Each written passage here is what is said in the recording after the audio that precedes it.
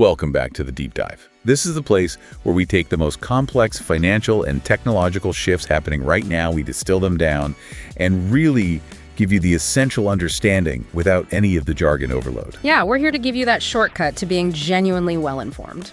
And today, we are tackling a topic that, on the surface, it sounds like a clash of centuries. Tokenized treasuries. It really does. We're talking about the convergence of the oldest, safest, and let's be honest, the most massive and seemingly boring asset class in the world, U.S. government debt. Right. With the absolute cutting-edge 21st century tech of blockchain. Exactly. And the central question that really sits at the heart of this deep dive is, well, it's pretty simple.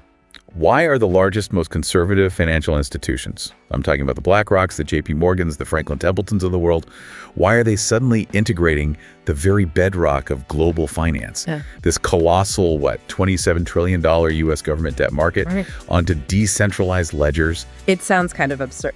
Almost like trying to connect an old rotary phone to the latest 5G network. But here's the reality check. This is not theoretical. No. This is happening now at a massive operational scale. We are already seeing billions of dollars shifted on-chain. And the key players aren't, speculative startups. Not at all. They are the financial heavyweights, the very entities responsible for global liquidity and stability. They're actively experimenting with, or in some cases, launching tokenized bills and bonds because it solves a fundamental economic problem for them. That right there tells you this isn't just some niche experiment. It's not a trend for the fun of it. This is becoming core financial infrastructure. So our mission today is to give you, the listener, the absolute shortcut to understanding how this highly complex plumbing works.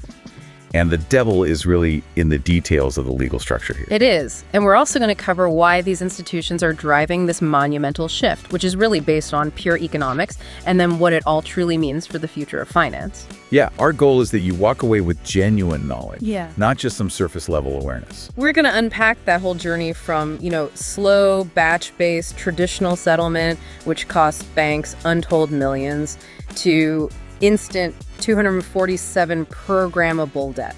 It's all about efficiency, stability, and really the complete transformation of collateral. Exactly. Okay, so let's unpack this and maybe start with the sheer scale of the inertia we are fighting against. Good place to start. When we talk about the traditional treasury market, we're talking about an ecosystem with over $27 trillion outstanding. It is the bedrock of global liquidity, the fundamental safe asset. But even the bedrock, just due to its age, is showing some deep cracks. And those cracks result in massive costs. It's not just that it's big, it's a market that was built on legacy infrastructure that, it predates the internet age. So when you're dealing with volumes, that large trillions moving every single day, this reliance on old systems, it translates into some really serious inefficiencies and, crucially, immense operational and risk costs for these institutions. And the core pain point they face is, it's just slowness, right? Or maybe more accurately, the risk that comes with that delayed settlement. Yes, the slowness. We're talking about settlement that operates on what's called T+1. Trade day plus 1 day. Exactly. And that T+1 delay is the friction point. It means that even after, say, Bank A and Bank B agree on a trade, Bank A buys $500 million in treasuries from Bank B, the actual final irrevocable transfer of the asset and the cash doesn't happen until the next business day. Which introduces a very real element of counterparty risk. A huge element. For high-volume trading desks, that 24-hour risk window is something they actively pay to mitigate. It's not just some annoying friction, it's a required reserve of capital they have to hold. It's rooted in this concept of delivery versus payment, or DVP. In a perfect world, the asset and the cash would change hands at the exact same time. Instantly. Right. But under this T+1 system, there's always a gap where one party has delivered their asset but hasn't received cash yet, or vice versa. And if one of the counterparties fails, collapses during that 24-hour window, the other party is left exposed. They're exposed to a potential loss. So to mitigate this, regulators like Basel III require banks to hold large amounts of capital against this exact operational and counterparty risk. So institutions aren't just dealing with a delay, they're dealing with very costly capital requirements tied directly to that one-day lag. And it's not just that. The process is incredibly layered. Think about collateral movement, which is really the main institutional use case for treasuries. Okay. That collateral doesn't just jump from Bank A to Bank B. It moves through multiple layers of intermediaries. You've got custodians, clearinghouses like the DTCC, various settlement systems like Fedwire. And each layer adds cost. It adds operational cost, it requires separate reconciliation, and it introduces its own potential points of failure. The complexity just grows exponentially with the transaction volume. It sounds like running a multi-trillion-dollar business based on endless paperwork and cross-referencing ledger entries. That's fundamentally what the back office does, and I want to highlight something you mentioned earlier, the sheer time constraints.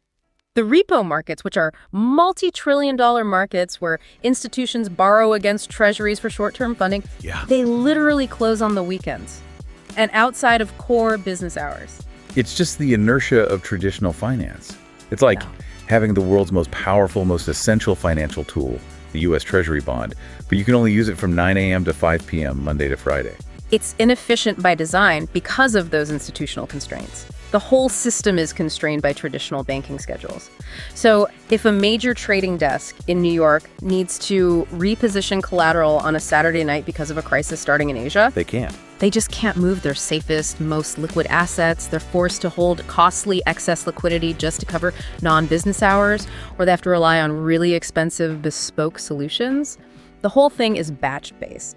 Transactions are bundled up, processed overnight, and settled the next day instead of in real time. So for you, the listener, what this all means is we have a market that's colossal. It's essential. But it is fundamentally slow, intermediated, and severely constrained by these time windows. Right. And for institutions, every single delay requires expensive risk capital, and every manual step is a back office operation that needs complex staffing and systems, which just drives up operational costs. That lack of real-time processing and continuous operation is a massive systemic drag on capital efficiency, and that economic drag is the real driving force behind this whole revolution. The cost of just maintaining the status quo is too high when a 247 instant alternative exists. Okay, so enter tokenization. This is where we get to the promise of it all. Making treasuries programmable. If those specific inefficiencies, the T+1 risk, the intermediaries, the time constraints, if those are the problem, then tokenization is the direct surgical solution. When you represent treasuries as blockchain tokens, the fundamental mechanics of the transaction just change completely. how so? Because you move from a layered, batch-based system to a single shared master ledger, the blockchain. The core benefit you get from tokenization is instant movement and settlement. No more T+1. No more waiting. The transaction settles almost instantly, usually within minutes or even seconds, depending on the chain. That critical counterparty risk window, it collapses to almost zero. And crucially, you get 247 utility for that collateral. The asset can be moved, pledged, or traded no matter what global business hours are. No more waiting until Monday morning to move billions in mission-critical capital. And that right there is the aha moment for finance professionals. The shift isn't just about making assets digital. It's about turning them into programmable building blocks. They stop being these static entries in a siloed database, and they start becoming logic that's embedded within an automated financial system. So this whole movement, it's about making traditional finance the slowest, most risk-averse part of the market. Not just safer by cutting settlement risk, but dramatically faster, cheaper, and vastly more capital efficient. It's not just a technological upgrade, it's a complete paradigm shift in how capital is allowed to flow and work. Okay, so we've established the why. Institutions are chasing speed and efficiency because the economic cost of being slow is just staggering. Now we have to tackle the how. Right? This is often the part that confuses people. It is. But we're going to break down the foundational legal and technical question. How does a fluid digital token legally link to a specific physical U.S. government debt instrument? This step requires absolute legal and technical precision because the token itself, it's not the underlying security in the classical sense. It's a claim on it. Exactly. And if we look at the models being used by the big players, BlackRock, Franklin Templeton, we can break down the actual flow into 4 specific sequential steps. This is the recipe for creating legally sound on-chain treasuries. Okay, so walk us through that basic recipe. Let's focus on that legal bridge. Step 1, a highly regulated and audited custodian, and this is non-negotiable, has to be a vetted, licensed entity, goes out and buys real physical U.S. Treasuries on the traditional market. So the real-world asset, the RWA, is secured in the traditional legal system first. Exactly. Step 2. Those treasuries are then placed inside a specific legal and operational structure that's designed to isolate them from the custodian's own balance sheet. This is the crucial legal wrapper. And that's usually a special purpose vehicle, an SPV, or a regulated trust. Precisely. And that structure is what legally binds the asset to the future tokens, and critically, it ensures what's called bankruptcy remoteness. So the SPV, or the trust, that's the legal firewall. It's the bridge between the real world's legal system and the blockchain's ledger. You've got it. Step 3. Now that the assets are legally ring-fenced, tokens are issued on a designated blockchain, could be public or private, and they represent claims or beneficial ownership interests in the treasuries held in that wrapper. So the tokens are basically digital receipts tied one-to-one to the value of the underlying debt. Correct. And these tokens are what institutional investors or consumers will actually buy, hold, and trade 24/7. Okay, and step 4. Step 4 is the smart contract utility. Investors buy and trade these tokens on-chain, and they get that instant settlement. And crucially, the yield that's generated by the actual treasuries is distributed automatically and programmatically to the token holders via smart contracts. Oh, it bypasses all the manual calculation and distribution. All of it. Let's spend a little more time on that yield distribution because that feels like a massive operational leap forward. The traditional system pays interest, coupon payments, semi-annually, it's based on record dates, and it's a really cumbersome process. How does the smart contract handle this dripping yield? It completely revolutionizes the concept of an interest payment. The smart contract acts as a perpetual record keeper. Since the blockchain tracks who owns the token minute by minute, Right. the smart contract can calculate the accrued interest based on the treasury's coupon rate fractionally, every single second. So if I hold the token for, say, 3 hours, I automatically accrue 3 hours worth of interest. That's exactly right. The smart contract automatically drips that yield to the token holder's wallet. It eliminates the need for manual record keeping, ex-dividend dates, and all that complex, costly administrative work. So when an investor sells their token, they've already received the yield they earned up to the microsecond of the sale. Continuous automatic accrual. I want to zoom in on that key distinction of the legal wrapper again. We have to be crystal clear.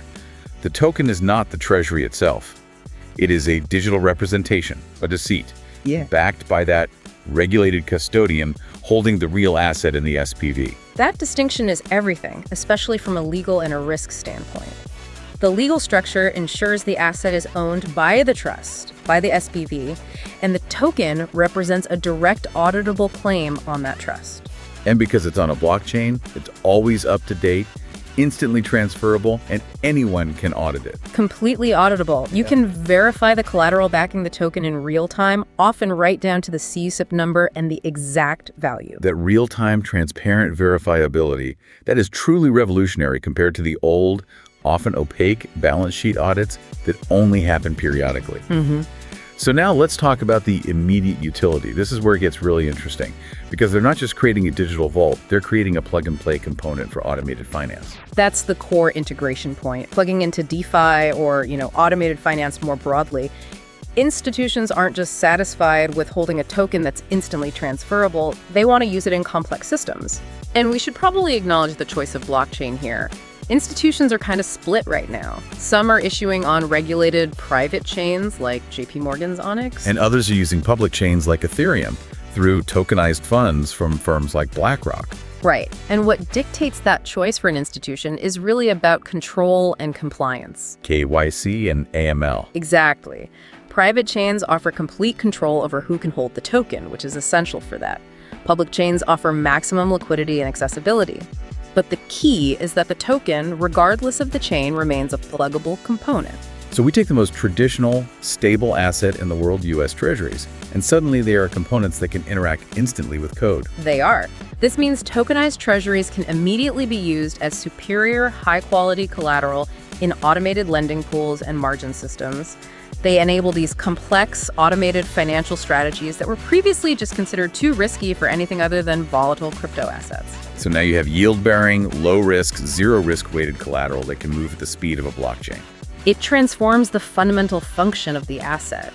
Instead of treasuries just sitting static in a vault earning yield and requiring a full day to move, They become dynamic, instantly deployable capital, ready to meet margin calls or fund overnight operations anywhere in the world. And that transformation is why institutions view this structure not as some toy or a speculative product, but genuinely as a new financial rail. It's infrastructure. It's infrastructure designed to make their massive existing operations fundamentally cheaper, faster, and dramatically more capital efficient by maximizing asset utility to 47. It's the essential, boring engine room of global finance getting a total foundational upgrade. Okay, now we get to the core economic motivation. We've established the mechanism. The billions of dollars flowing into this space aren't being moved by, excitement over clever code. No, not at all. They are moved by clear, undeniable economic advantages, hard dollar savings, and increased capital efficiency.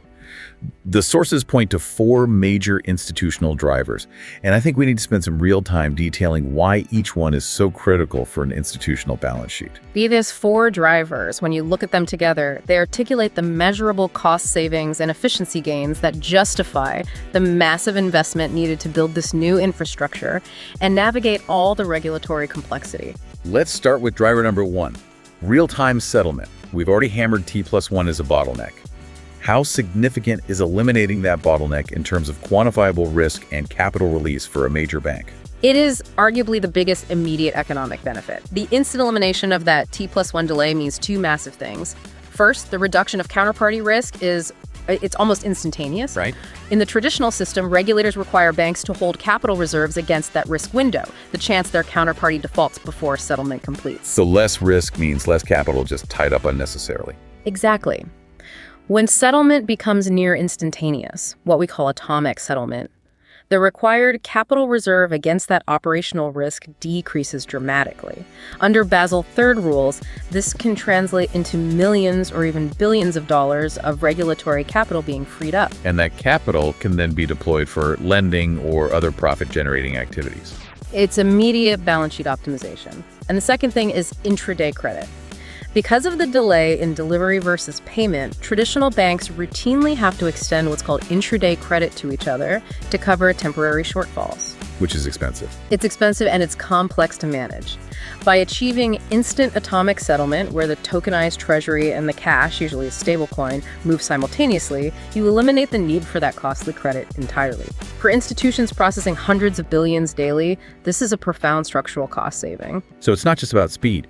It's risk mitigation that directly impacts regulatory capital and operational financing costs. Okay, driver 2. 2047, liquidity. This seems intuitive. Markets close, blockchains don't. But what is the real operational and economic impact of being able to operate 24 hours a day, 7 days a week? The impact is maximizing asset utility globally. Traditional markets are confined by local time windows. So consider a global institution operating across London, New York, and Tokyo. Okay.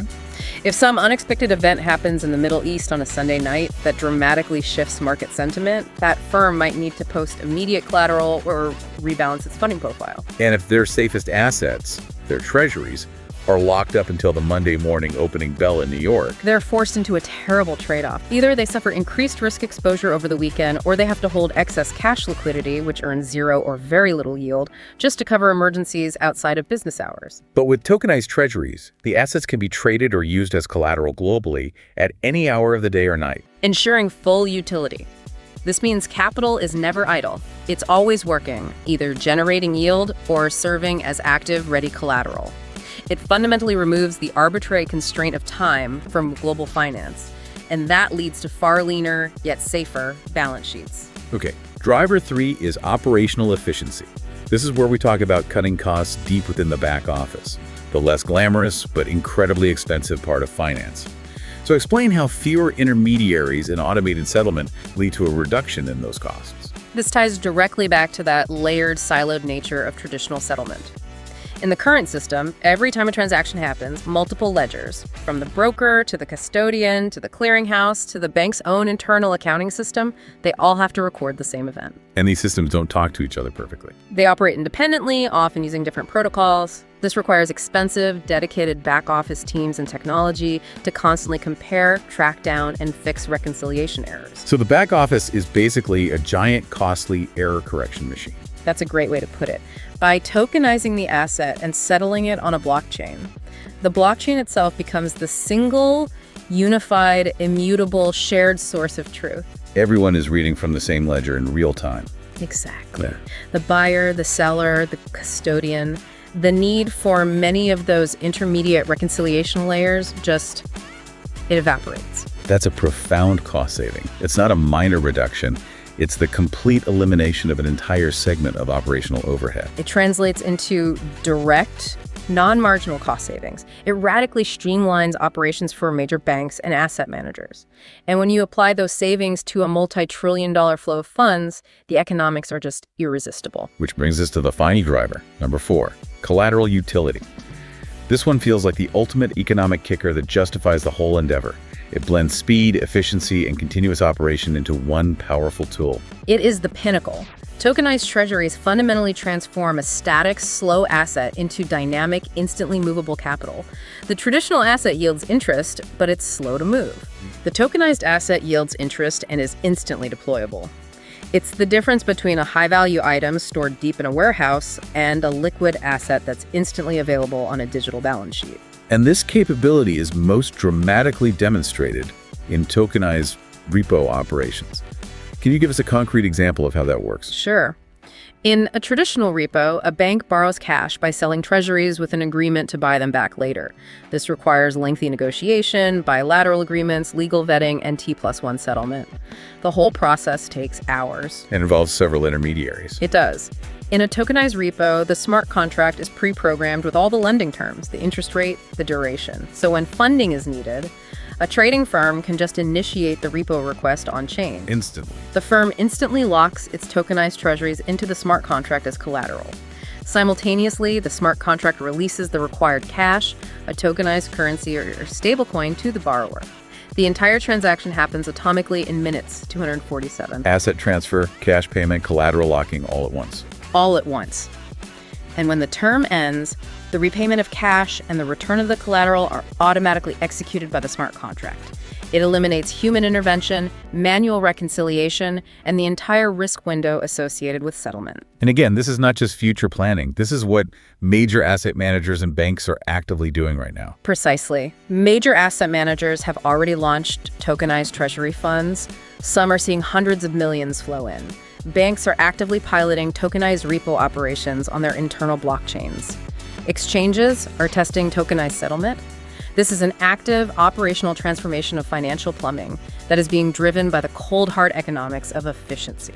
As with any foundational shift that promises massive efficiency gains, innovation brings unavoidable risks and challenges. Absolutely. So while the efficiencies are economically undeniable, institutions have to navigate some significant legal, regulatory, and market hurdles.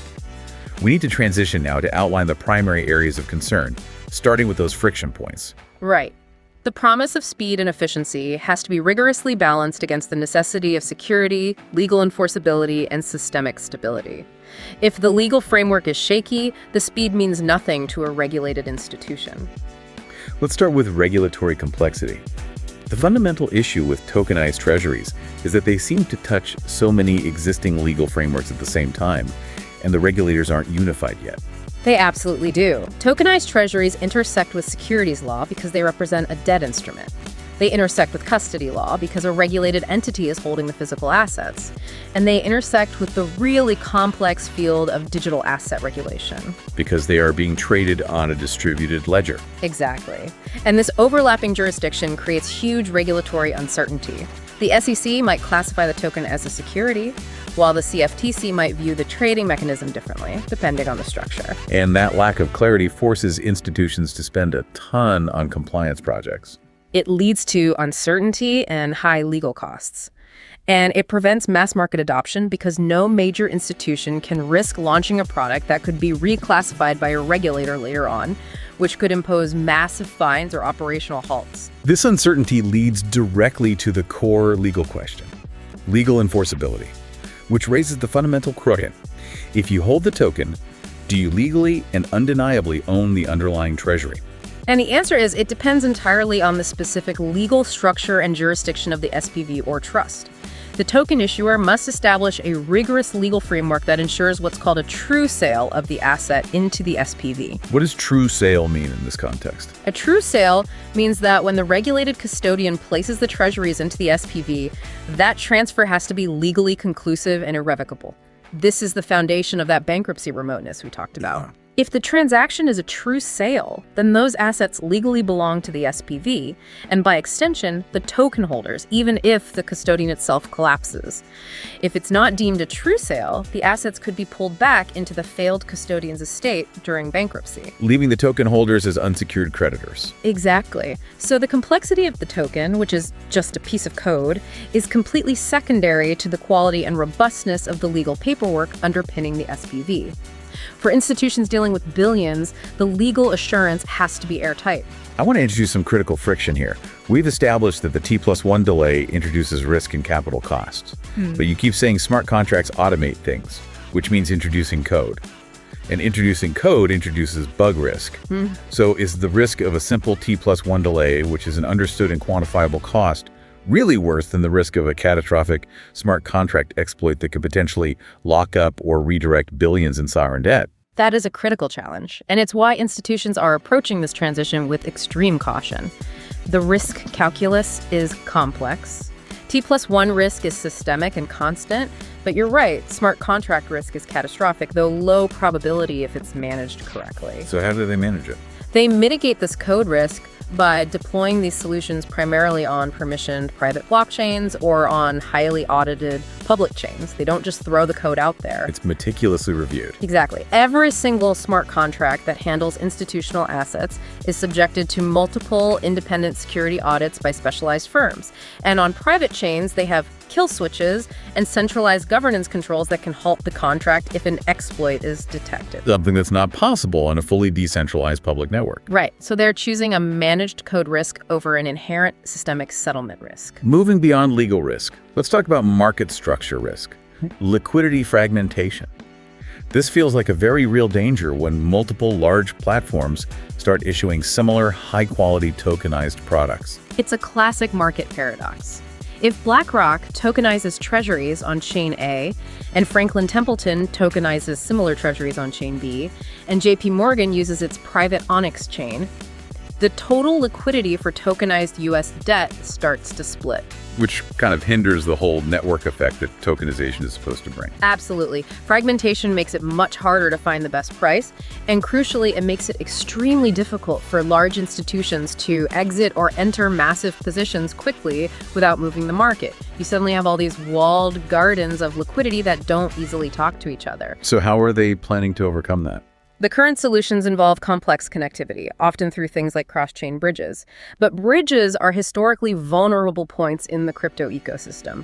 They're complex pieces of software holding billions in locked assets and have been the target of massive exploits. So institutions would see that as a new source of systemic risk. They would. The long-term goal is probably a standardization of tokenized asset representation, or maybe a centralized utility chain that serves as the single source of truth for all institutional RWAs. So given all these risks, how are platforms addressing them today to gain that regulatory comfort? By focusing on trust and transparency above all else. First, they're exclusively partnering with regulated custodians, making sure the entities holding the physical assets are subject to the strictest oversight. Okay. Second, they're investing heavily in legal compliance, getting those robust audited legal opinions that confirm bankruptcy remoteness. And third, they're leveraging the technology itself. The transparent on-chain reporting we mentioned earlier. Yes. Since the token issuance, the collateral ratios, the underlying asset CUSIPs are often visible on the blockchain, investors can audit the backing of the tokenized asset in real time. This radical transparency greatly increases confidence and reduces the information asymmetry that plagues traditional finance. These steps are absolutely crucial for securing regulatory sign-off and widespread institutional adoption. Let's shift our focus now to where this foundational technological shift is actually heading. We've discussed the institutional adoption, which is often specialized and kind of shielded from the public. But this infrastructure will eventually impact the broader market. Where do we see this going in the near, medium, and long term? I think we can map out 3 distinct trajectories based on current adoption and the anticipated improvement in regulatory clarity. The move is always from high-friction, closed systems towards mass efficiency and openness. Okay, start with the near-term trajectory. What are the next 12 to 24 months going to look like? In the near term, tokenized treasuries are rapidly becoming the undisputed backbone of institutional collateral management.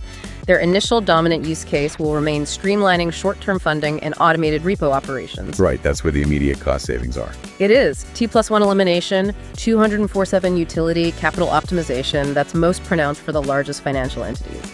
So the focus right now is strictly on optimizing existing wholesale market infrastructure. So the initial revolution is happening largely out of sight, within the big banks' private systems, solving their most expensive problems first.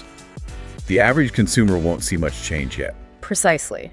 The assets will remain largely closed off or highly regulated, designed for accredited institutions only. But the cost reductions achieved here will eventually cascade through the financial system. We'll also see a sharp rise in sophisticated institutional products built around this, like instant cross-currency swaps, where the collateral for the trade is an instantly settled tokenized bond. Instead of relying on bilateral credit agreements. Right. Okay, so what happens in the medium term as this infrastructure matures and regulatory comfort allows for broader distribution? In the medium term, I think retail access expands significantly, and this will happen largely through the vehicle of tokenized money market funds, or MMFs. Currently, traditional money market funds have slow settlement, specific banking hours, and you need a brokerage account. Tokenized MMFs will change all of that. Consumers will gain access to digital tokens that represent fractional, direct ownership of high-quality, yield-bearing treasuries. And these would be accessible 24/7 through a digital wallet, not a traditional brokerage account. That's the key. This dramatically changes the dynamics for the average investor. It gives them instant access to sovereign debt yield, which is currently a complex multi-step process. It becomes a mainstream investment option, bridging the gap between just holding inert cash and instantly earning institutional-grade yield with continuous liquidity. It turns every dollar held in a digital wallet into a potentially yield-generating asset. And the long-term vision, the ultimate endpoint of programmable finance, maybe 5 to 10 years out. The long-term trajectory is truly revolutionary. The ultimate vision is that treasuries become genuinely programmable financial primitives. What does that mean exactly? It means they are not just representations of an asset anymore. They are building blocks embedded with logic, automation, and conditions. And what does that deep programmability enable that isn't possible even with the current tokenized systems?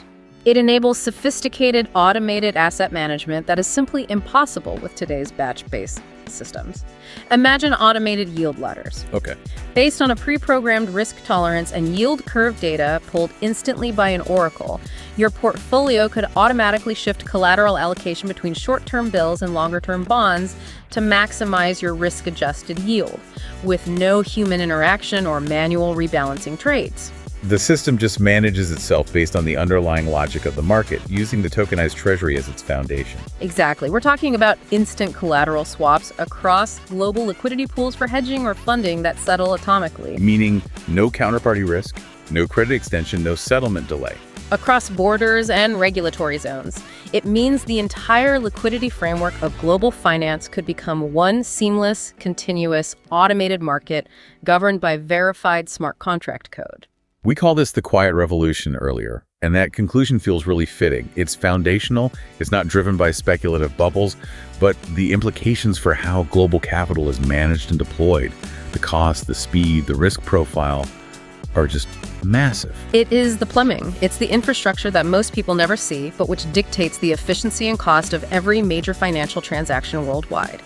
By digitizing and automating the safest asset, they are laying the groundwork for a new, radically more efficient global financial operating system. #tag outro. So let's just reiterate the core takeaway here so you can really synthesize this knowledge. Institutions are moving billions into tokenized treasuries, not because of some technological fad, No. but because tokenization solves genuine, measurable, expensive operational problems that have plagued traditional finance for decades. It really boils down to 4 undeniable, cold, hard benefits for these huge financial players. Faster, atomic settlement that frees up billions in risk capital. Better collateral utility, allowing assets to be instantly deployed. Lower back-office costs through the elimination of complex reconciliation. And continuous, 2047 liquidity that maximizes capital efficiency. They are simply moving where the economics and the efficiency lead them. And this movement, which started with quiet piloting, has already proven itself to be viable, legally robust, and scalable. The transformation is well underway. It is. Now, as we leave you to mull over this massive shift, we want to leave you with one final provocative thought to consider, and this one is about the future roles within finance itself. We spent this whole time discussing the complete transformation of the safest asset class in the world, making it fully programmable, instantly movable. So ask yourself, if collateral management and settlement become entirely automated by code, does it fundamentally alter the need for many traditional banking functions? Especially those focused on custody, clearing, and risk intermediation. Right. And specifically, based on everything we've detailed, the urgent need for speed, the push for automated yield, and the superior quality of the collateral. Which specific use case do you think will ultimately dominate the future of tokenized debt? Will it be continuous collateral utility, automated yield generation, or instantaneous real-time settlement? Because understanding which of those functions prevails really defines the next decade of institutional finance. That is the question that will shape the financial world. Thank you for joining us for the deep dive. 1